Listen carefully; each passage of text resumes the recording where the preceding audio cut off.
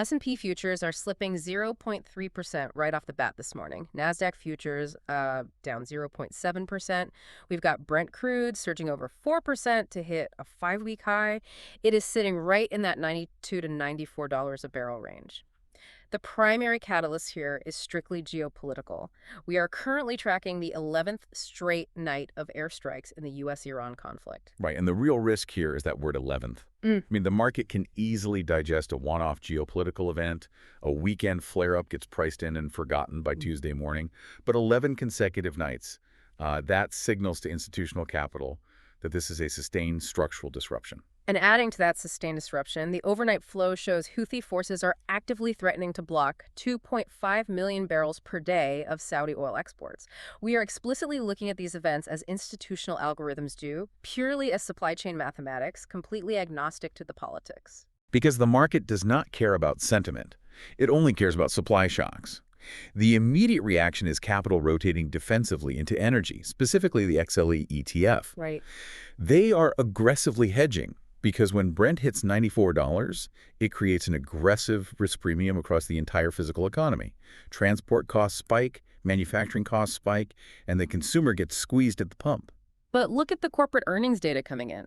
Broader market earnings are actually relatively strong. If current earnings are holding up, why does a $94 barrel of oil trigger this immediate algorithmic de-risking? The equity market does not trade on today's earnings. It trades on future margins. Okay. A retailer posting a beat this morning is irrelevant if $94 oil means their logistics costs are going to obliterate their Q3 margins. It is a real-time repricing of forward risk. And that forward risk bleeds directly into the rates market. The bond market is telling a very specific story this morning. The U.S. 10-year Treasury yield is holding near 4.64%. That is its highest level of the entire year. Which acts as a massive gravity well for tech valuations. We are looking at a severe yield drag here.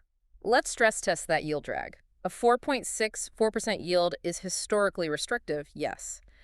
But if Google Cloud is projected to grow revenue by 60% in tonight's print, the math of a 60% tech gain versus a 4.6% bond yield, it seems like growth should easily win that tug of war. You are ignoring the mechanics of a discounted cash flow model. When institutions allocate capital to mega-cap tech, they are buying future hypothetical profits. Right, profits in 2030. Exactly. And the discount rate applied to those future billions is that exact 10-year yield. When the risk-free rate spikes to 4.64%, the present value penalty on those tech companies becomes enormous. It aggressively shrinks the valuation. Yes. The algorithmic logic is, why take the structural risk on a software multiple when the U.S. government guarantees you nearly 5% risk-free right now? It's like strapping a 50-pound backpack onto a marathon runner. And compounding that penalty, the U.S. dollar index, the DXY, is trading firmly above the 101 handle. We are seeing it at 101.10 to 0.15. The dollar drag. Yeah. That is a silent killer for these multinational tech companies. Because they are converting overseas revenue. Right. Alphabet sells cloud services in Europe. They get paid in euros, but they report in dollars. A DXY above 101 means that exchange rate severely punishes their bottom line overnight. So we have this massive macro headwind. The question for the session today is whether the sheer velocity of AI capital expenditure can overpower a 4.64% cost of capital. And right now, the pre-market order book is in a total liquidity trap. Nobody wants to step in front of this train. Exactly. Traders are flatly refusing to chase yesterday's semiconductor rebound. Yesterday, we had Micron up 12%, AMD up 8%. But this morning, total silence. It is a wait-and-see mode. Because the earnings prints hitting the tape today are the definitive litmus test for the entire AI narrative. Starting with the hardware side, look at Supermicrocomputer. SMCI is gapping up significantly. It is surging roughly 16.7% pre-market, sitting around $29.80. They dropped a preliminary Q4 update showing a record $60 billion backlog. And the critical data point, their gross margins are doubling to that 15 to 17% range. That completely dismantles the core bear thesis for the AI hardware sector. The eroding margin thesis. Yes. The structural risk was always that server manufacturing would become commoditized. Skeptics argued competition would force price cuts and kill margins. SMCI doubling their margins with a $60 billion backlog proves they have absolute pricing power. The bull case level to watch on SMCI is $35. But if this momentum fails to hold, the downside bear target is $25.50, which potentially opens the trapdoor to the 52-week low of 1948. But SMCI is just selling the infrastructure. The real risk here is whether the buyers of that infrastructure are generating cash flow. Which pivots us directly to Alphabet. They report tonight. The street is modeling $2.87 in EPS on $116.53 billion in revenue. Options are pricing a 5.4% move in either direction. The upside breakout triggers above $367.45.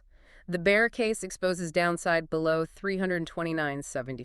If Alphabet hints at any delay in AI monetization tonight, if they signal that the payoff on this massive data center capex is pushed out by even 12 months, the multiple contraction across the Nasdaq will be brutal and automated. And speaking of brutal volatility, Tesla is the ultimate battleground stock tonight. Record Q2 deliveries at 480,126. Yeah. But the short interest is up 33%. We are looking at 80 million shares sold short right now. Which creates a massive structural powder keg. Right. Pre-market is coiled around $370.95. If Tesla breaks the bull resistance of $389.60, what is the exact mechanism that triggers? You ignite a forced short covering rally. Hedge funds holding those 80 million short shares will be mathematically forced to buy back the stock at market price to stop their margin bleeding. You get retail buying pressure colliding with institutional panic buying. But if they miss, and it slips below the bear case of 376.60, the order book thins out rapidly, exposing a drop to the 364 to 368 zone. The bifurcation here is extreme. It is a pure ideological clash between Tesla as a struggling legacy automaker versus Tesla as an AI robotics firm. So institutional capital is squaring books, waiting for these specific triggers. But the overnight flow shows retail investors are actively getting crapped in 3 distinct pain trades. Let's look at the data. First, the bond trap. Retail has been aggressively accumulating long-duration Treasury ETFs, specifically TLT. Based on the flawed assumption that the Fed is going to cut rates aggressively. Right. But look at the macro data we just covered. Geopolitics are driving $94 oil. That equals sticky inflation. Sticky inflation forces the Fed to keep rates higher for longer. Which means bond prices continue to bleed. Exactly. Retail capital is getting destroyed in an asset class they mistakenly viewed as a safe haven. The second trap is the valuation squeeze. Retail flow chased yesterday's 5.2% semiconductor rally, totally ignoring the cost of capital. It is mathematically impossible to sustain a 50 times forward multiple when the risk-free rate is at 4.64%. If Alphabet's margins contract even slightly tonight, institutions will demand a lower multiple. The stock price collapses even if the underlying revenue is fine. Retail is buying at the absolute peak of the multiple expansion. And that leads to the final retail pain trade, the commodity and cash rotation. Retail portfolios are structurally underweight energy. They are heavily long on crowded tech names, but the smart money flow is quietly securing real assets and moving into cash. The institutions are looking at the speedometer, that 4.64% yield, while retail is entirely focused on the AI horizon. It is a highly defensive posture by the smart money. Let's define the exact lines in the sand for the session, the specific technical parameters where these algorithms will actually deploy capital today. For the S&P 500, we closed Tuesday at 7,509.20.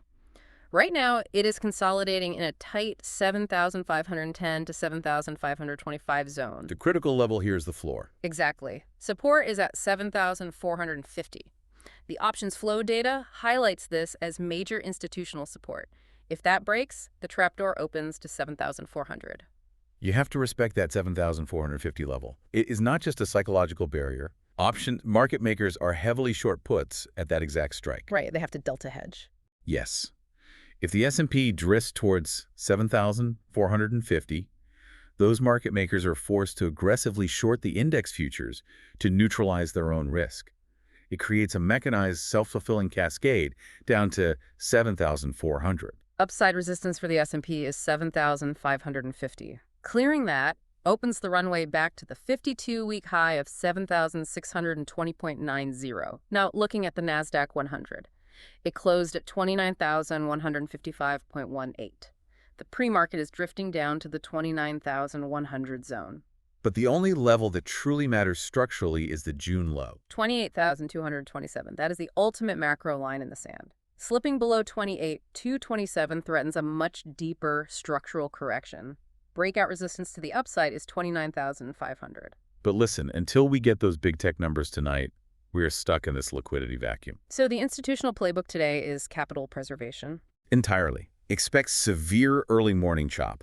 Do not get faked out by low-volume algorithmic stop runs. True trend velocity will not trigger until Alphabet and Tesla print. To synthesize the flow, we have geopolitical shocks driving Brent crude past $92. That is spiking the 10-year yield to a restrictive 4.64%.